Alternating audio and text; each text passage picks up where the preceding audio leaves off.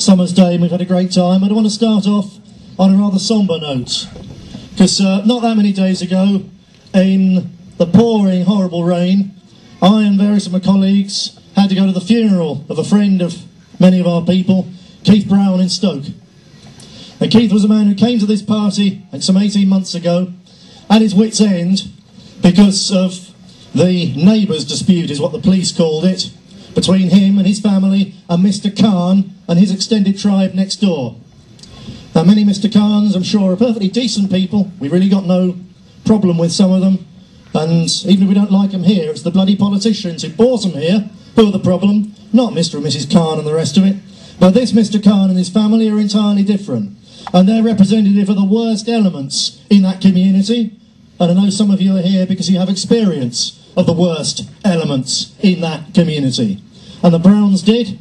And the police and the authorities and the local papers simply weren't interested, because what are they? They're only brown, they're only English. They simply didn't count, they didn't want to know. And in desperation, after he and his family had been abused and threatened and vandalised and attacked over years, Keith Brown came to us. And because our councillors in Stoke, Steve Batkin, Mike Coleman and others, because they helped, at least tried to help, at least said, yes, we know that you're not guilty. Just because you're a white Englishman doesn't mean you're automatically guilty. We understand that.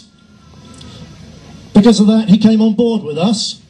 And he said, I'd love to join this party, but because sooner or later this feud with these people next door is going to end in serious trouble, I don't want to actually join because it might reflect badly on the party.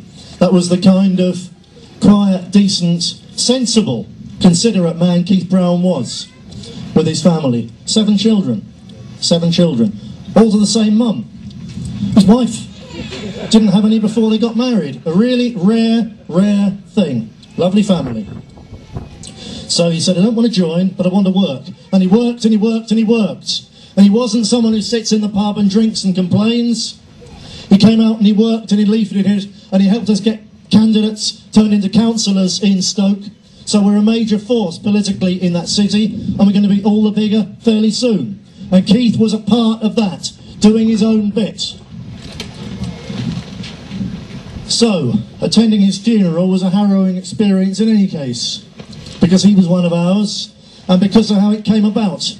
But as the police had repeatedly refused to do anything about the harassment and the violence directed against his family, except for jailing his 19-year-old son when he stood up and defended his dad, and because the police even refused when one of our councillors took to the police a DVD showing footage of an attack by a gang of Muslim thugs on him, which he only fended off with his dog, when they took that DVD footage of clear criminal violence to the police, they refused even to look at that DVD. They wouldn't even look at it. And because of that police neglect, and because the Stoke Sentinel and the local BBC pretend none of this is happening, because of that, these people get bolder and bolder and bolder, and as a result, they waited until the time of day when they knew that Keith would be bringing his young kids home from primary school, and while a group of them confronted him outside his house and kept him occupied, one of the others crept round behind him and stabbed him in the back.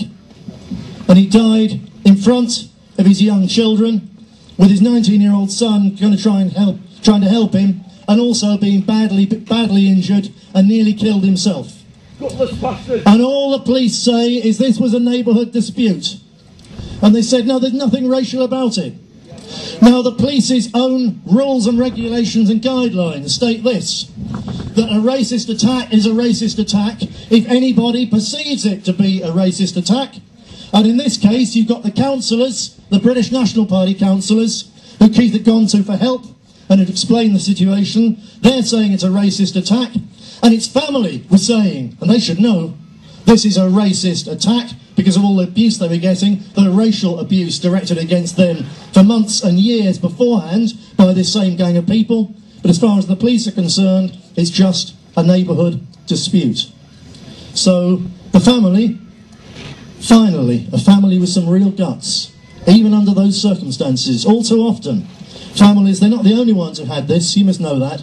If you're from an enriched area of this country, you can't but know that these kind of things happen, and that when they happen, the police not only don't want to know, but they lean as hard as they can on a heartbroken, bereaved family, so they won't try and go to the press, so they won't talk to the British National Party, so they won't complain, so they'll bury their love and forget and go away.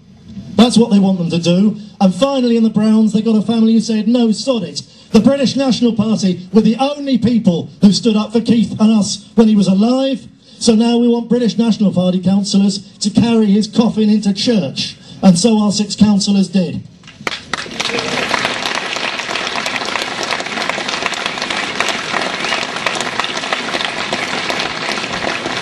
And a little bit more on that, but can we have those buckets coming around now? Bringing around a collection now. This isn't a British National Party collection. These events are incredibly expensive to organise, but they bring in a lot of money. We might have broken even, we might have made money, we might have lost money. I don't care, at present, it doesn't matter. We've had a wonderful time. This collection is for Keith Brown's widow and orphans. It's not a lot, it's not really anything, but it's something, at least it's a gesture that people care. If there's any foreign people in the audience, foreign guests, who'd like to have given the BNP lots of money, but can't give us more than 200 quid because that's the rules, you can put as much as you like in this one, because it's not for the British National Party. This is all going to Keith to Keith's widow and to his family. If there's anyone who wants to make a larger donation but hasn't got a chequebook with them, will you please go over before you leave to the first aid tent and see someone in charge there and pass on a cheque. Payable to the British National Party, but for Keith Brown's family.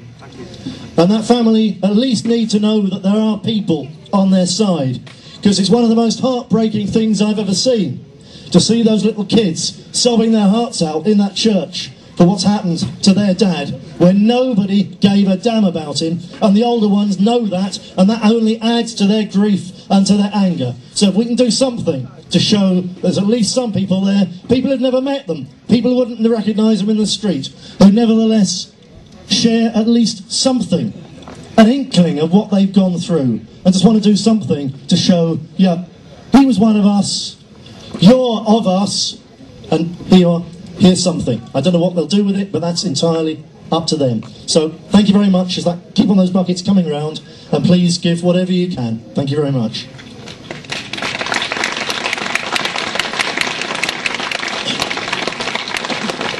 But there's one last thing about that family.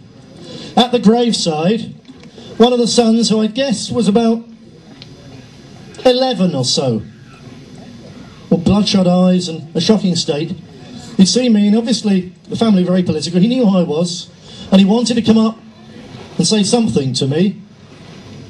And he just ran up, and this is in the pouring rain, and they're still throwing handfuls of earth on his dad's coffin.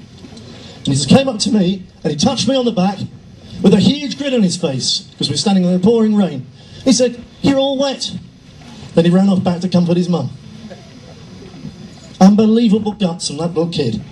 So thank you for the help with the collection. Thank you very much.